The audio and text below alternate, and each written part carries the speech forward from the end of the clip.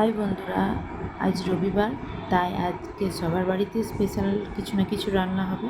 তাই আমিও আজ বাদ যাইনি। আজ আমার বাড়িতেও স্পেশাল চিকেন বিরিয়ানি তৈরি হয়েছে। আমি তার জন্য কি করেছি সেটাই তোমাদের সঙ্গে শেয়ার করলাম। প্রথমে কড়াইয়ে সাদা তেল নিলাম, তাতে একটু ঘি দিয়ে পেঁয়াজগুলো ভেজে নিলাম। পেঁয়াজগুলো যেই ব্রাউন কালারের হয়ে গেল, পেঁয়াজগুলো তুলে নিয়ে আলুগুলো ভেজে নিলাম। আলুগুলো তুলে সেই পেঁয়াজ সেই তেলে দিয়ে জল ঢেলে নিলাম।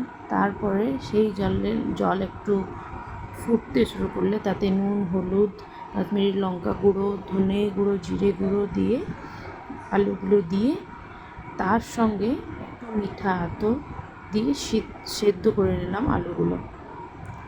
আলুগুলো সেদ্ধ করে নেওয়ার পর আলুগুলো তুলে মাংসটা তাতে দিয়ে দিলাম, খানিকটা নুন দিয়ে দিলাম।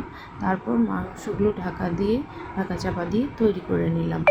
মাংসগুলো হয়ে যাওয়ার পর যথারীতি ভাতটাও তৈরি করে নিয়েছি। সেই ভাতটা দিয়ে আমি সুন্দরভাবে বিরিয়ানিটা তৈরি করেছি। এই দেখো, এখানে আমার বিরিয়ানি তৈরি। দেখে বলো কেমন হয়েছে। Thank you. এইরকম ব্লগ দেখার জন্য আমার চ্যানেলটা সাবস্ক্রাইব করবে।